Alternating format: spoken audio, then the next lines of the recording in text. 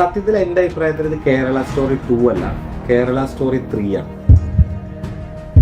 സത്യത്തിൽ ആദ്യത്തെ ലവ് ജിഹാദ് അതായത് ജാതി ഏതോ മതം ഏതാ ഇനി അയാൾ നമ്മുടെ ജാതിക്ക് മാറ്റാൻ പറ്റും ഇതൊന്നും ചിന്തിച്ചിട്ടല്ലോ നമ്മൾ. ഒരു കാര്യം കൂടി ഞാൻ പറയാം, നമ്മൾ അറിഞ്ഞിരിക്കേണ്ട ഒരു സാധനം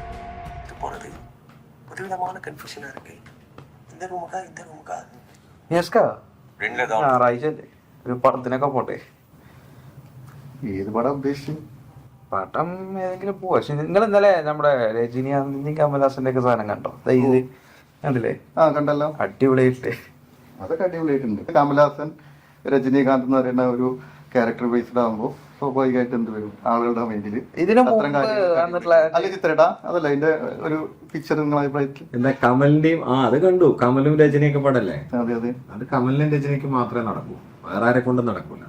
ഈ കേരള സ്റ്റോറി 2 എന്ന് പറഞ്ഞിട്ടുള്ള അതിന്റെ ട്രെയിലർ നിങ്ങള് കണ്ടിട്ടുണ്ടായിരുന്നു? രണ്ടാള് ബീഫ് തീറ്റിക്കാൻ വേണ്ടി കഷ്ടപ്പെടുന്ന ഒരു കുടുംബത്തിന്റെ കഥ. അതിന്റെയൊക്കെ ട്രോളുകൾ നമ്മൾ കണ്ടല്ലോ. ബീഫ് കഴിച്ചതിന് ശേഷം പൊറോട്ട എവിടെ എന്ന് ചോദിക്കുന്ന ഇതിന്റെ ട്രോളുകളൊക്കെ നമ്മൾ കണ്ടതാണ്. അല്ല എനിക്ക് മനസ്സിലായത് കേരളത്തില് അങ്ങനെ ബീഫ് തിന്നില്ല എന്ന് പറഞ്ഞ ഒരാളെ തീറ്റിക്കുന്ന സംഭവം ഇതുവരെ ഉണ്ടായിട്ടുണ്ടോ? ഞാൻ എന്റെ അറിവിലില്ല. അപ്പൊ എന്റെ ഓർമ്മയിൽ അങ്ങനെ ഒരു സംഭവം കേരളത്തിൽ നടന്നിട്ടില്ല എന്ന് മാത്രമല്ല, നടക്കുമെന്ന് കേരളത്തിൽ എന്തെങ്കിലും ജീവിച്ചൊരു മനുഷ്യന് സ്വപ്നത്തിൽ പോലും വിചാരിക്കാൻ പറ്റില്ല. പക്ഷെ ഈ അതിന്റെ ഒരു ക്രിയേറ്റീവ് വെച്ച് നോക്കുമ്പോഴേ കേരളത്തിനെ കുറിച്ച് കൃത്യമായിട്ട് അറിയാത്ത ആളുകൾ ഇത് വളരെ കേരളത്തിൽ ആരും അതിൽ വർക്ക് ചെയ്തില്ല. നിങ്ങളൊരു കാര്യം ശ്രദ്ധിച്ചോ, ആ സംഭവം അതിന്റെ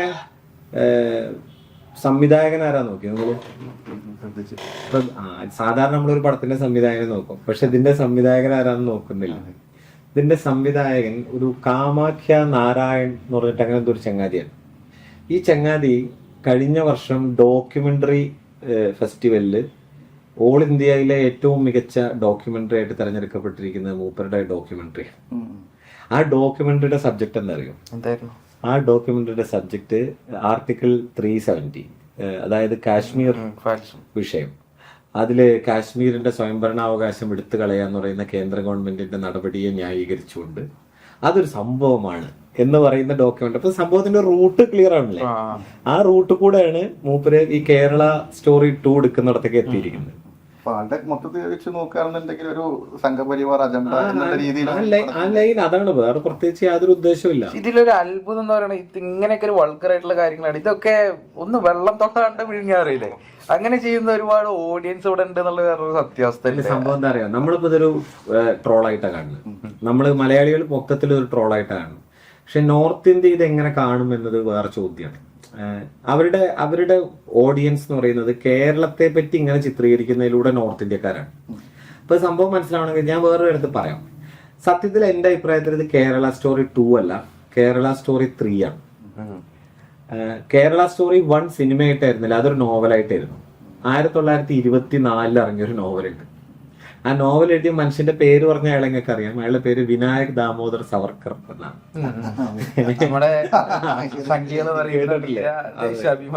ദേശാഭിമാനി. അവര് വീർ സവർക്കർ എന്നും നമ്മൾ ഭീരു സവർക്കർ എന്നൊക്കെ പറയുന്ന ചങ്ങാതി. മൂപ്പര നോവൽ എഴുതിയതിന്റെ സംഭവം എന്താ വെച്ച് കഴിഞ്ഞാല് മാസി കായ ഗുൻഹ എന്നാണ് അതിന്റെ മൂപ്പരിട്ട പേര്. എന്ന് വെച്ച് കഴിഞ്ഞാൽ ഞാൻ ചെയ്ത തെറ്റെന്താണ് എന്നാണ്. ഇപ്പൊ മലയാളി മൊത്തം ഈ കേരള സ്റ്റോറിയുടെ ട്രെയിലർ കണ്ടിട്ട് ചോദിക്കുന്ന ചോദ്യം അതാണ്, ഞങ്ങൾ ചെയ്ത തെറ്റെന്താണ് എന്നാണ് നമ്മൾ ചോദിക്കുന്നത്. അതിന്റെ സംഭവം എന്ന് വെച്ചാൽ ഇവിടെ മലബാർ സമരം നടന്നു 21. അപ്പൊ ഈ അതിനെക്കുറിച്ച് 24 മൂപ്പര് നോവൽ എഴുതി. മൂപ്പര് കേരളത്തിൽ വന്നിട്ടോ ഈ സംഭവം പഠിച്ചിട്ടോ ഒന്നുമല്ല നോവൽ എഴുതുന്നത്. മൂപ്പര് നോവലില് ഇവിടെയുള്ള മുസ്ലിങ്ങൾ എല്ലാവരും ഭയങ്കര തീവ്രവാദികളായി.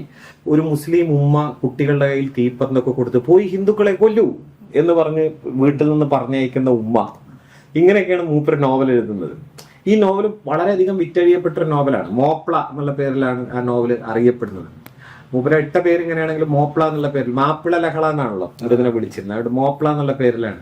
കംപ്ലീറ്റ് ഇതൊരു ഹിന്ദുക്കളുടെ ഉന്മൂലനത്തിന് വേണ്ടി ലക്ഷ്യമിട്ടിട്ടുള്ള വർഗീയ കലാപമായിരുന്നു എന്ന് ചിത്രീകരിക്കുകയാണ് ചെയ്തത്. സത്യത്തിൽ അതാണ് കേരള സ്റ്റോറി 1. അപ്പൊ ഇത് കേരള സ്റ്റോറി 3 ആണ്. ഇതാണ് അതിന്റെ റിയാലിറ്റി. ഇപ്പൊ നിങ്ങൾ ആലോചിച്ചാൽ കാണാം, ഈ സംഭവം മൊത്തം കേരള സ്റ്റോറി 1 ആണെങ്കിലും അതിനകത്ത് എന്താണ് ശാലിനി ഉണ്ണികൃഷ്ണൻ അങ്ങനെ ഒരു സംഭവം ഉണ്ടല്ലോ, തിരുവനന്തപുരം. മറ്റേ മുടിയിലൊരു പൂവൊക്കെ ചൂടി വീട്ടിൽ ഹിന്ദി സംസാരിക്കുന്ന കേരളത്തിലെ വളരെ വ്യത്യസ്തമായ ഒരു വീട്. മലയാളി പെൺകുട്ടിയാണ് കേട്ടോ. പക്ഷെ വീട്ടിൽ വെറും ഹിന്ദി മാത്രമാണ് അവർ തമ്മിൽ സംസാരിക്കുന്നത്. കാക്കോക്കിനെ കോസെ എന്നവർ പറയുന്ന കേൾക്കാം. അപ്പൊ ഇവര് ഒരു പ്രത്യേക തരം വീടാണ്. എന്നിട്ട് അവള് പോയിട്ട് ലവ് ജിഹാദ് പെടുന്നു. ഇതാണല്ലോ ഫസ്റ്റ് ഒന്നിന്റെ കഥ. അതേ കഥ തന്നെയാണ് ഇവിടെ ആവർത്തിക്കുന്നത് കേട്ടോ. ഈ ട്രെയിലർ കണ്ടത് വെച്ച് മനസ്സിലാക്കുന്നത് ലവ് ജിഹാദ് തന്നെയാണ് മെയിൻ പ്രമേയം.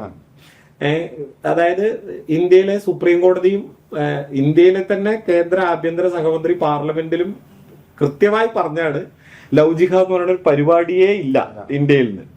എന്നിട്ട് അതേ സംഭവം തന്നെ സിനിമയാക്കിയിട്ട് പിടിച്ചു വെക്കുകയാണ് വീണ്ടും, ട്രൂ സ്റ്റോറി എന്നൊക്കെയുള്ള പേരില്. എന്നിട്ട് അതിന്റെ ലാസ്റ്റ് സീനിലാണിത്. ഈ മറ്റേ നിങ്ങൾ കണ്ടാണ് മറ്റേ ബീഫ് ചവിട്ടി തെറിപ്പിക്കുന്ന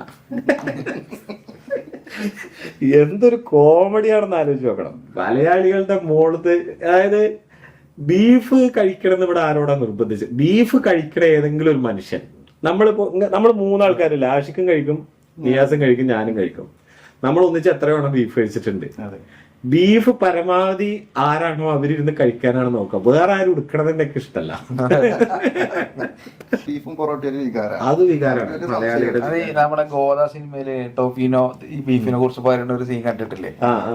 ഇരുന്ന് തമിഴ് ഒരാളുടെ അയാളെ വായിന്ന് വെള്ളം വരുന്ന രീതിക്ക്. പിന്നെ നമ്മള് ശരിക്കും ബീഫ് കാണുന്നത് അങ്ങനെ തന്നെയാണ്. ബീഫ് നമ്മുടെ മലയാളികളുടെ ഒരു വികാര ഭക്ഷണം.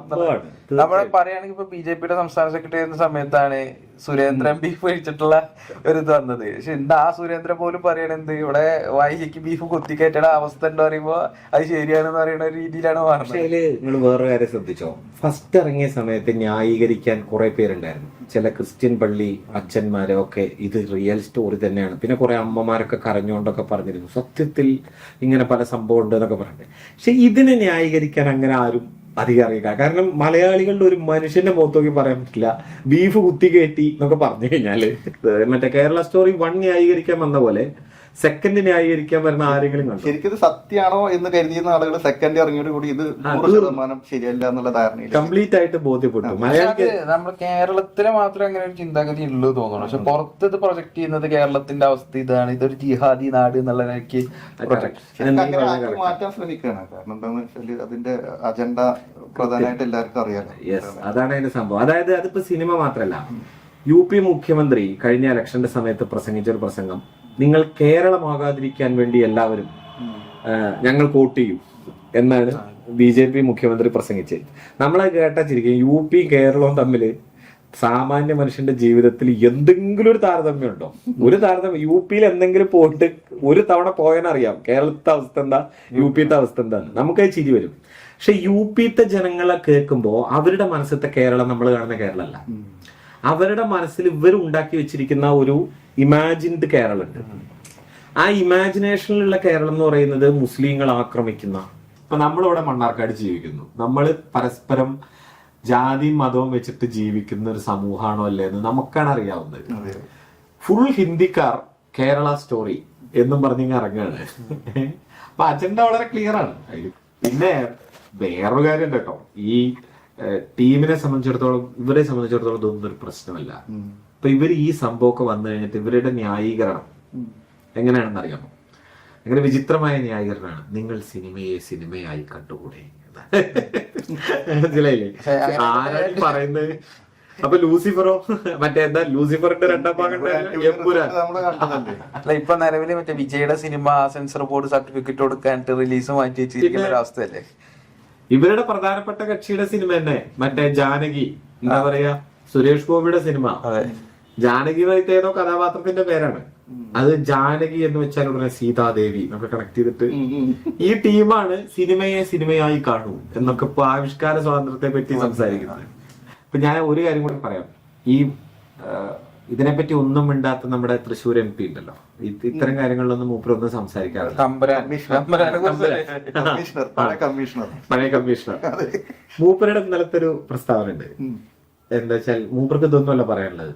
ഗുരുവായൂർ ദേവസ്വം ബോർഡിന്റെ ചെയർമാനായി ഗുരുവായൂരപ്പനെ സേവിക്കണമെന്നാണ് എന്റെ ആഗ്രഹം. ഒരു മനുഷ്യന് എന്തൊക്കെ ആവാനാണ് ആശ എന്ന് ആലോചിച്ച് നോക്കണം.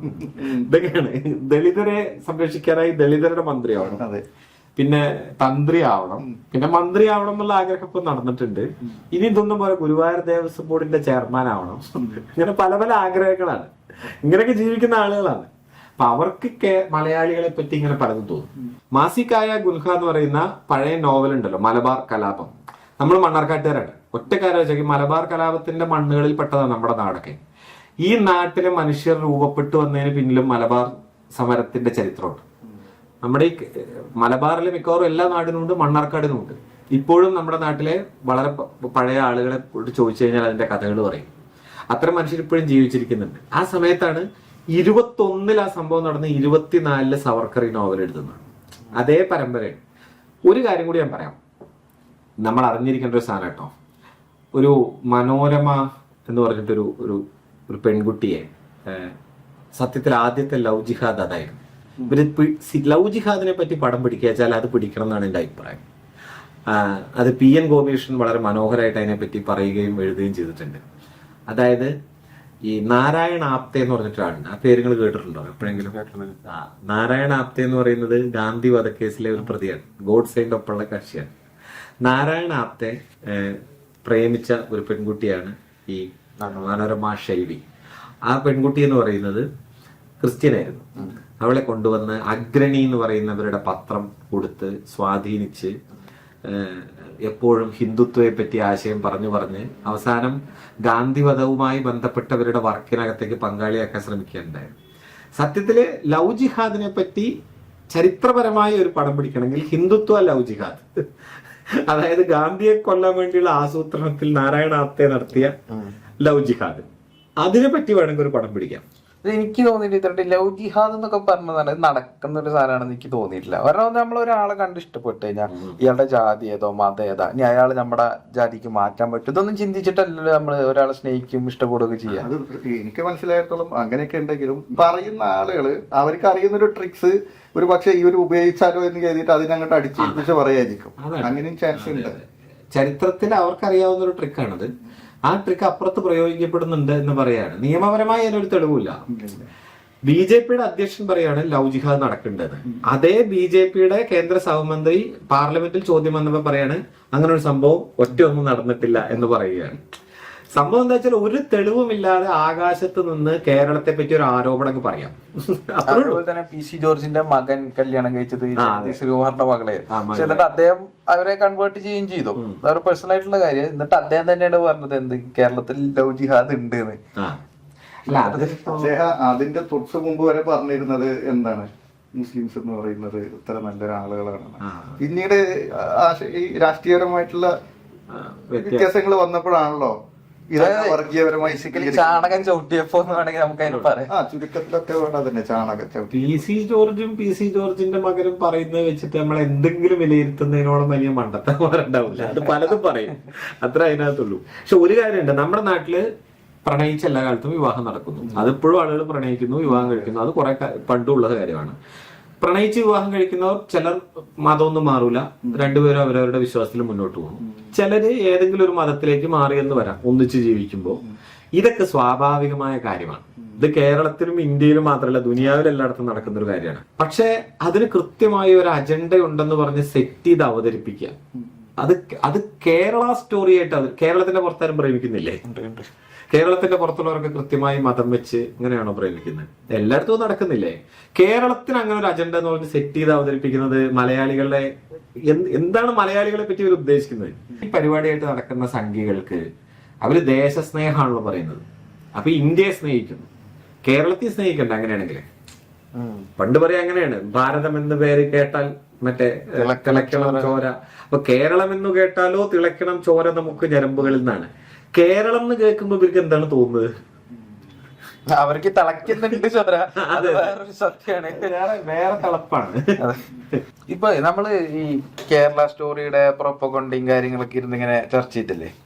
അപ്പൊ എനിക്ക് കഴിഞ്ഞ 1-2 ദിവസമായിട്ടുള്ള ചെറിയൊരു സംശയമാണ്. അപ്പൊ എന്താ വെച്ച് കഴിഞ്ഞാൽ ഗവൺമെന്റ് ഹോസ്പിറ്റലിൽ സംഭവിക്കുന്ന പിഴവുകൾ എന്ന് പറഞ്ഞിട്ട് ഒരുപാട് വാർത്തകള് നമ്മൾ കണ്ടു. ഉള്ള സത്യമാണ്. എന്താ വെച്ചാൽ കത്രിക മറന്നൊക്കെ പറഞ്ഞ വളരെ ഗുരുതരമായിട്ടുള്ള കാര്യങ്ങൾ തന്നെയാണ്. പക്ഷെ കഴിഞ്ഞ ഒരു വർഷത്തിന്റെ ഉള്ളിൽ കേരളത്തിലെ പ്രൈവറ്റ് ഹോസ്പിറ്റൽ മേഖലയില് നിക്ഷേപം നടത്തിയിട്ടുള്ള കമ്പനികളെ കുറിച്ചിട്ട് ശ്രദ്ധിച്ചിട്ടുണ്ടായിരുന്നു. ഈ ആഗോള ഭീമന്മാരടക്കം ബ്ലാക്ക് സ്റ്റോൺ അടക്കമുള്ള കമ്പനികളാണ് വന്നിട്ട് ചെയ്തിട്ടുള്ളത്. ഇപ്പോൾ 3 മാസം മുമ്പാണ് തിരുവനന്തപുരത്ത് 3500 കോടി രൂപയ്ക്ക് ഡീല് ഉറപ്പിച്ചത്. അപ്പൊ ഇവര് വേറെ ഉറപ്പിക്കുമ്പോ അത് ഈ പൊതു ആരോഗ്യ രംഗത്ത് താറടിപ്പിക്കാൻ വേണ്ടിയിട്ട് അവരിങ്ങനെ ഒരു പ്രൊപ്പഗണ്ട സെറ്റ് ചെയ്തിട്ട് ഇറക്കുന്ന വാർത്തകളായിക്കൂടെ? നീ അടുത്ത ദിവസം നമ്മുടെ നാട്ടുകാരനായ ഡോക്ടർ കമ്മപ്പ, കമ്മപ്പയുടെ ഒരു ഇന്റർവ്യൂ വന്നിരുന്നു. നിങ്ങൾ കാണേണ്ട ഒരു സാധനം കേട്ടോ, അത് ഒരു വീഡിയോ ഇന്റർവ്യൂ വന്നിരുന്നു. അദ്ദേഹം വളരെ കൃത്യമായി ഈ പ്രശ്നം വിശദീകരിക്കുന്നുണ്ട്. അതായത് സ്വകാര്യ മേഖലയ്ക്ക് സമ്പൂർണമായി 100% സ്വകാര്യ മേഖലയ്ക്ക് തുറന്നു കൊടുക്കുകയാണ് ഇപ്പൊ ചെയ്തിരിക്കുന്നത് ആരോഗ്യ മേഖല. അത് തുറന്നു കൊടുക്കുന്നതുകൊണ്ട് ഉണ്ടാവാൻ പോകുന്ന ഇഷ്യൂസ് എന്തൊക്കെയാണ് നമ്മൾ ഇപ്പോഴും വേണ്ടത്ര തിരിച്ചറിഞ്ഞിട്ടില്ല. ഇപ്പൊ ഈ വെസ്റ്റേൺ കൺട്രീസിലൊക്കെ ഇൻഷുറൻസ് ഉള്ളവർക്ക് മാത്രമാണ് ചികിത്സ എന്ന നിലയിൽ ഒരു അവസ്ഥ നിൽക്കുന്നുണ്ട്. ഇപ്പൊ ഇൻഷുറൻസ്, ആരോഗ്യ ഇൻഷുറൻസ് നല്ല കാര്യമാണ്, നമ്മളൊക്കെ ചെയ്യുന്ന കാര്യമാണ്. പക്ഷേ ആരോഗ്യ ഇൻഷുറൻസ് ഇല്ലെങ്കിൽ നിങ്ങൾക്ക് ട്രീറ്റ്മെന്റ് ഇല്ല എന്ന അവസ്ഥ ഒന്ന് ആലോചിച്ച് നോക്കൂ. ഈ നാട്ടിലത്തെ എത്ര പേർക്ക്, നമ്മുടെ നാട്ടിലത്തെ സാധാരണ മനുഷ്യരെ നമുക്കറിയാം, എത്ര ആൾക്കാർക്ക് ഇൻഷുറൻസ് ഉണ്ടാവും. ഇൻഷുറൻസ് ഇല്ലാത്തവന് ട്രീറ്റ് ചെയ്യണ്ട എന്നുള്ള അവസ്ഥ വളരെ വൈകാതെ തന്നെ കേരളത്തിൽ സംഭവിക്കാൻ സാധ്യതയുള്ള ഒന്നാണ് ഈ നിലയ്ക്ക് പോയാൽ. അതായത് ഹോസ്പിറ്റലിൽ ഒരു ഡോക്ടറെ കാണണമെന്നുണ്ടെങ്കിൽ, ഇപ്പം പുറത്തുനിന്ന് വന്ന ഒരു ഫോറിനറിന്റെ ഒരു അത്ഭുതം കണ്ടിരുന്നു ഒരു തവണ. അയാൾക്കൊരു പനി വന്നിട്ട് ഇവിടെ ഒരു ഡോക്ടറെ പോയി കണ്ടതാണ് അയാളുടെ അത്ഭുതം. കാരണം പനി വന്നു കഴിഞ്ഞാൽ നേരെ പോയിട്ട് നമുക്കിപ്പോ എന്ത് അസുഖമായിക്കോട്ടെ നമുക്ക് ഒരൊറ്റ ദിവസം മെനക്കെട്ടാൽ മതി. നമ്മളൊരു ബുക്കിങ്ങും ഇല്ലെങ്കിലും ഇപ്പൊ ഇന്ന് ഒരു കാർഡിയോളജിസ്റ്റിനെ കണ്ടേ പറ്റുമെങ്കിൽ ഒരാളെ അല്ലെങ്കിൽ ഒരാളെ നമുക്ക് നമ്മുടെ അടുത്തുള്ള ടൗണിൽ കുറച്ചു നേരം വെയിറ്റ് ചെയ്താൽ നമുക്ക് കാണാൻ പറ്റൂലേ? തീർച്ചയായിട്ടും പറ്റും. പക്ഷെ നീ ഒരു വിദേശ രാജ്യത്തിൽ, മിക്കവാറും വികസിത രാജ്യങ്ങൾ എന്ന് പറയുന്ന രാജ്യങ്ങൾ പോലും ഇന്ന് കാണാൻ തീരുമാനിച്ചാൽ ഒരാഴ്ചയിൽ കാണാൻ പറ്റൂല. അത് ബുക്ക് ചെയ്ത് ഒരു ഡേറ്റ് തരും. അതിന് നേരിട്ട് കാർഡിയോളജിസ്റ്റിനെ കാണാൻ നടക്കില്ല. അതിന് ആദ്യം വേറെ സാധാരണ ഡോക്ടറെ കണ്ട് ആ ഡോക്ടറുടെ റെക്കമെൻഡേഷൻ ലെറ്റർ വാങ്ങി ഇതെല്ലാം കഴിഞ്ഞിട്ടേ കാണാൻ പറ്റുള്ളൂ. ഒരു ENT സ്പെഷ്യലിസ്റ്റിനെ കാണാൻ പറ്റൂല. ഇപ്പൊ ഇവിടുത്തെ ആളുകള് നമുക്കിപ്പോ മൂക്കിൽ എന്തെങ്കിലും തോന്നുന്നു അല്ലെങ്കിൽ തൊണ്ടയ്ക്ക് ഒരു പ്രോബ്ലം ഉണ്ടെങ്കിൽ നമ്മൾ മിക്കവാറും ഇപ്പോഴത്തെ കേരളത്തിലത്തെ ആൾക്കാർ ആദ്യം പോയിട്ട് MBBS ഡോക്ടറെയാണോ കാണുന്നത്? അല്ല, സ്പെഷ്യലൈസ്ഡ് ഡോക്ടറെ കാണാൻ പറ്റും. ഈ സാഹചര്യം കേരളത്തിൽ ഉണ്ടായത് നമ്മുടെ പൊതുജനാരോഗ്യ രംഗത്തിന്റെ വളർച്ച കൊണ്ടും നമ്മുടെ ആരോഗ്യ മേഖലയുടെ ഒരു സ്ട്രക്ചർ ഈ രീതിയിൽ വന്നതുകൊണ്ടുമാണ്. അത് കംപ്ലീറ്റ് ആയിട്ട് തകർക്കാൻ ഈ ബ്ലാക്ക് സ്റ്റോൺ പോലുള്ള കമ്പനികളുടെ, ഇപ്പൊ നിങ്ങൾ ആലോചിച്ചാൽ മതി, baby memorial hospital, KIMS, MIMS, ഇങ്ങനെ തുടങ്ങിക്കോളൂ. കേരളത്തിലെ വലിയ ഹോസ്പിറ്റൽ, സ്വകാര്യ ഹോസ്പിറ്റലുകൾ മിക്കവാറും എല്ലാം ഇപ്പോൾ ഇത്തരത്തിലുള്ള കോർപ്പറേറ്റ് കമ്പനികളിലേക്ക് അങ്ങ് മാറുകയാണ്. അപ്പൊ നമ്മളിപ്പോ മനസ്സിലാക്കുന്നത് സ്വാഭാവികമായിട്ടും ഒരു middle class, upper middle class, പൈസ അത്യാവശ്യം ജീവിക്കാനുള്ളവരാണ് പോകാൻ പോകുന്നത്. ബാക്കിയുള്ളവരെ ഇത് ബാധിക്കില്ല എന്നാണ്. ബാക്കിയുള്ളവരെ ബാധിക്കാൻ പോകുന്നത് എങ്ങനെയാ വെച്ചാൽ നമ്മുടെ ആരോഗ്യ മേഖലയുടെ ഒരു പൊതുഘടന തകരും. അതായത് കൂടിയ ശമ്പളത്തിന് അവിടെ ഡോക്ടർമാർ നിയമിതരാകുമ്പോൾ ഏറ്റവും മികച്ച ഡോക്ടേഴ്സിന്റെ ഒരു കുത്തൊഴുക്ക് അങ്ങോട്ട് മാറുന്നു. ഈ പൊതു ആരോഗ്യ രംഗത്തിൽ നിൽക്കുക എന്നുള്ള എത്തിക്കൽ സ്റ്റാൻഡ് ഉണ്ടല്ലോ, ഒരു ഡോക്ടർ എടുക്കുന്ന ധാർമ്മികതയുടെ മുകളിൽ മാത്രമേ അയാൾക്ക് പൈസ കുറഞ്ഞാലും കുഴപ്പമില്ല. അങ്ങനെ എത്ര ഡോക്ടർമാരുടെ സമൂഹത്തെ ഒരു ടോട്ടൽ സമൂഹത്തിനകത്ത് എത്ര പേരെ നമുക്ക് നിലനിർത്താനാവും? ഇതൊക്കെ ഭാവിയിൽ ചോദ്യവും. അപ്പൊ നമ്മുടെ പൊതു ആരോഗ്യ രംഗം തകർക്കാൻ പോകുന്ന ഒരു വലിയ ഇഷ്യൂ ആണ്. ഇതിനെ സത്യത്തിൽ കേരള ഗവൺമെന്റ് ശക്തമായി, അത് കേരള ഗവൺമെന്റിന് ഒറ്റയ്ക്ക് കഴിയുന്ന ഒരു കാര്യമല്ല. കേന്ദ്രം 100% അനുമതി കൊടുത്തു കഴിഞ്ഞാണ്. നമ്മളൊരു ഫെഡറൽ സ്റ്റേറ്റിലാണ് നിൽക്കുന്നത്, അല്ലാതെ നമ്മൾ ഈ കേരളം ഒരു രാജ്യമല്ല. അപ്പൊ അതുകൊണ്ട് കേരളം ഈ പ്രശ്നങ്ങളെ നേരിടുക. അതിന്റെ ഇടയിൽ ഒരു പ്രോബ്ലം ഉണ്ടാവും. ഇപ്പോ അതാണല്ലോ ആഷിക്ക് പറഞ്ഞേ, കഴിഞ്ഞ ദിവസം വയറ്റിൽ പോയിട്ടൊരു കത്രികയല്ല, അത് മറ്റൊരു ഓപ്പറേഷൻ ഉപകരണമാണെന്ന് പറയുന്നത്. ഞാൻ അതിന്റെ വിദഗ്ധനല്ല. ഓക്കെ, അത് കുടുങ്ങി എന്നുള്ളത് പ്രോബ്ലമാണ്, no doubt at all. Problem ആണെന്നല്ല, ഗുരുതരമായ പ്രശ്നമാണ്. ആ ഡോക്ടർക്കെതിരെ നടപടി എടുക്കേണ്ടതാണ്. ആ കാര്യത്തിലൊന്നും ഒരു സംശയമില്ല. അത് തീർച്ചയായിട്ടും വലിയ വീഴ്ച തന്നെയാണ്. ആ ഡോക്ടറുടെ വിശദീകരണങ്ങൾ കണ്ടിരുന്നു. അതൊരു പ്രശ്നം എന്നുള്ള കാര്യമല്ല. 50 വർഷം 50 വർഷം വേണമെങ്കിലും വയറ്റിൽ കിടന്നാൽ പ്രശ്നം ഉണ്ടാവില്ല എന്നാണ്. എന്ത് വർത്തമാനോട് പറയണമെന്ന് ആലോചിക്കണം. അതൊക്കെ സത്യത്തിൽ ജനങ്ങളെ അപമാനിക്കുന്ന വർത്തമാനമാണ്. പക്ഷേ ആ ഒരു സംഭവം വെച്ചോണ്ട് മൊത്തത്തിൽ കേരളത്തിലെ ആരോഗ്യ മേഖല കുത്തഴിഞ്ഞ് കിടക്കുകയാണെന്ന് പറഞ്ഞ് സമരം ചെയ്യാം. ഇപ്പൊ ഇന്നലെ നിങ്ങൾ കണ്ടാണല്ലോ, മറ്റേ യൂത്ത് കോൺഗ്രസ്സുകാരുടെ സമര പരിപാടിയായിരുന്നു.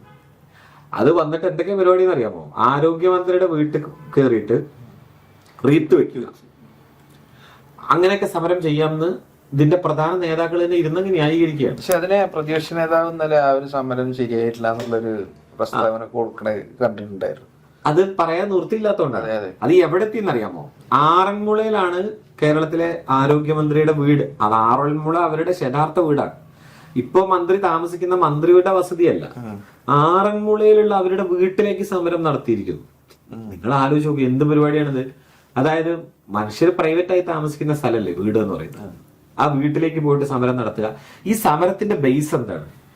സമരം നടത്താം, സമരത്തിന് ഞാൻ എതിരല്ല കേട്ടോ. ഒരു സംഘടന നടത്തുന്ന സമരത്തിന് നമ്മളാരും എതിരല്ല. സമരം നടത്തണമെങ്കിൽ സമരം നടത്തുക തന്നെ വേണം. ഈ പ്രശ്നവും സീരിയസ് ആണ്. ഈ പ്രശ്നത്തിൽ എന്താണ് ഗവൺമെന്റിന് ചെയ്യാൻ പറ്റുക? ഇങ്ങനൊരു സംഭവം ഉണ്ടായി, ആ വ്യക്തികളെ അന്വേഷണ വിധേയമായി സസ്പെൻഡ് ചെയ്യാം. ഇത് കോടതിയിലേക്ക് കേസ് പോയിരിക്കുകയാണ്. പിന്നെ കോടതി വേണം ഈ കാര്യം തീരുമാനിക്കാൻ. ഈ രോഗിക്ക് താൽക്കാലിക സമാശ്വാസമായിട്ട് 2 ലക്ഷം രൂപ കൊടുത്തു. ഇത്തരം കാര്യങ്ങളാണ് ചെയ്യാവുന്നത്. ഇതുകൊണ്ട് ഇത് തീർന്നോ എന്ന് വെച്ചാൽ ഡെഫിനറ്റ്ലി തീർന്നിട്ടില്ല. ഇതിനൊക്കെ കൂടുതൽ നടപടികൾ വേണം, കൃത്യമായ നടപടി നടക്കണം. ഗുരുതരമായ പ്രശ്നമാണ്. പക്ഷെ അത് വെച്ചുകൊണ്ട് എന്ത് തരത്തിലുള്ള വൃത്തികേടും സമരമായിട്ട് നടത്താം. മാത്രമല്ല, ഈ ഒരു അവസരം വെച്ചുകൊണ്ട് കോർപ്പറേറ്റുകളെയൊക്കെ സഹായിക്കുന്ന പോലെ കേരളത്തിലെ ആരോഗ്യരംഗം ഒന്നടങ്കം. ഇപ്പൊ നിങ്ങളുടെ ഒരു അഭിപ്രായത്തിൽ നിങ്ങൾ ആലോചിച്ച് നോക്ക്, കേരളത്തിലെ ആരോഗ്യരംഗത്തിന്റെ അവസ്ഥയും പുറത്തെ അവസ്ഥയും തമ്മിൽ നിങ്ങൾക്ക് അനുഭവം ഉണ്ടാവുമല്ലോ. 10 വർഷം മുമ്പത്തെ ആലോചിച്ച് കഴിഞ്ഞാൽ തന്നെ നമുക്ക് മനസ്സിലാവും പുറത്തു പോകണമെന്നില്ല. അന്നത്തെ ഒരു ഗവൺമെന്റ് ഹോസ്പിറ്റലിന്റെ സിസ്റ്റങ്ങളൊന്നും അല്ലല്ലോ. ഇപ്പൊ നിയാസ്കാർക്ക് അറിയാം, എനിക്ക് കഴിഞ്ഞ വർഷം ഒരു സർജറി ഉണ്ടായ കാര്യം നിയാസ്കാർക്ക് അറിയണതാണ്. അട്ടപ്പാടിക്ക് സംഭവം ഇടുപ്പിൽ വരുന്ന ഒരു കുരുവിന്റെ ഒരു സർജറി ഉണ്ടായതാണ്. ഈ മസിൽ അൻഷിഫിലൊക്കെ അന്വേഷിച്ചപ്പോ ഒരു 3 ലക്ഷം രൂപ ചെലവ് വരുന്ന സർജറിയാണെന്ന് പറഞ്ഞു. ഞാനത് ഇതിന്റെ സർജറിയും കാര്യങ്ങളൊക്കെ കഴിഞ്ഞിറങ്ങിയപ്പോ വളരെ ഒരു 5000 രൂപയുടെ ഉള്ളിൽ മാത്രമേ അവിടെ അട്ടപ്പാടി ഗവൺമെന്റ് ഹോസ്പിറ്റലിലേക്ക് ചെലവ് വന്നിട്ടുള്ളൂ. അപ്പൊ അത്തരത്തിലുള്ള സേവനങ്ങളും കാര്യങ്ങളൊക്കെ നമ്മുടെ ഗവൺമെന്റ് ആരോഗ്യ മേഖലയിൽ നൽകുന്നുണ്ട്. പക്ഷെ ഇതൊന്നും ആൾക്കാർ അറിയുന്നില്ല. എന്തെങ്കിലും ചെറിയൊരു പ്രശ്നങ്ങൾ ഉണ്ടാകുമ്പോൾ മാത്രമാണ് ഈ മാധ്യമത്തിന്റെ ഒരു ധർമ്മം അവരത് കൃത്യമായിട്ട് ചെയ്യുന്നില്ല എന്നുള്ളത് വ്യക്തമല്ലേ. ഈ പറഞ്ഞ പോലെ കേരളത്തിന്റെ മൊത്തം ആരോഗ്യനില തകർക്കുന്ന രീതിയിൽ ഒരു കോർപ്പറേറ്റ് കമ്പനി ഇതിന്റെ ഒരു മുന്നോട്ടായിട്ട് ഇവർ പ്രവർത്തിക്കുന്ന രീതിയിലാണല്ലോ. അവർ ഹൈഡാക്കി നിൽക്കുകയാണല്ലോ. അവരതിനെതിരെ എന്ത് ചെയ്യുന്നില്ല, പ്രതികരണ കാര്യങ്ങളല്ലല്ലോ. കേരളത്തിലെ മാധ്യമങ്ങളെ സംബന്ധിച്ചിടത്തോളം ആരോഗ്യ മേഖല തകർന്നു എന്ന ചിത്രം വരുത്തുക എന്നത് ലക്ഷ്യമായി, എല്ലാവരെയും അല്ല, അതൊരു ലക്ഷ്യമായി തന്നെ പ്രവർത്തിക്കുന്ന ഒരു അജണ്ട സെറ്റ് ചെയ്ത് പ്രവർത്തിക്കുന്നവരുണ്ട് എന്നുള്ളത് നിലവിൽ ഇപ്പൊ അത് വ്യക്തമാണ്. അപ്പൊ നിങ്ങൾ നോക്കിയാൽ മതി, കേരളത്തിലെ നിലവിലുള്ള പ്രാഥമിക ആരോഗ്യ കേന്ദ്രങ്ങൾ പഴയ പോലെയാണ് പ്രവർത്തിക്കുന്നത്. വൈകുന്നേരം വരെയുള്ള OP, ഡോക്ടർമാർ വൈകുന്നേരം വരെ ഇരിക്കുക, വൈകുന്നേരം വരെ തുറന്നു പ്രവർത്തിക്കുന്ന OP, അത് കുടുംബ സ്ഥലമായിട്ട് ആ ടോട്ടൽ ആരോഗ്യ കേന്ദ്രങ്ങൾ മാറിക്കഴിഞ്ഞു. പിന്നെ മരുന്നുകൾ, ഇപ്പോൾ ലൈഫ് സ്റ്റൈൽ ഡിസീസസ് നമ്മൾ പറയുന്ന ഡിസീസസുമായിട്ട് ബന്ധപ്പെട്ട മരുന്നുകൾ നമ്മുടെ നാട്ടിൽ തന്നെ എത്രയോ മനുഷ്യർക്ക് കിട്ടുന്നത് നമുക്ക് നേരിട്ടറിയാം. വളരെ ചുരുങ്ങിയ ചെലവിലും ഫ്രീ ആയിട്ടും ഷുഗറും പ്രഷറും ഒക്കെ ഉള്ള ആളുകൾക്കുള്ള മരുന്നുകൾ കിട്ടുന്ന കാര്യം. ഇതിന്റെ പുറത്ത് കണക്ക് പറയരുതെന്നാണ്. ഈ കണക്ക് പറഞ്ഞ് ഇപ്പൊ അങ്ങനെയുള്ളോ കോൺഗ്രസ് കണക്കുകളൊന്നും പറയാൻ പാടില്ല. കണക്കല്ല നിങ്ങൾക്ക് പറയും. അത് കണക്ക് എന്ന് വെച്ച് കഴിഞ്ഞാൽ നമ്മളുടെ ആരോഗ്യരംഗത്തെ പറ്റിയാണ് ചർച്ച ചെയ്യുന്നതെങ്കിൽ കണക്ക് പറയണം. നമ്മളങ്ങനെയല്ലേ വ്യവസായത്തെ പറ്റി പറയുമ്പോൾ കണക്ക് പറയരുത് എന്ന് പറഞ്ഞാൽ അതെന്ത്, പിന്നെ വ്യവസായം അല്ലല്ലോ, കച്ചവടത്തിന്റെ ബേസ് കണക്കല്ലേ. ഏത് മേഖലയിൽ കണക്ക് പറയണ്ടേ?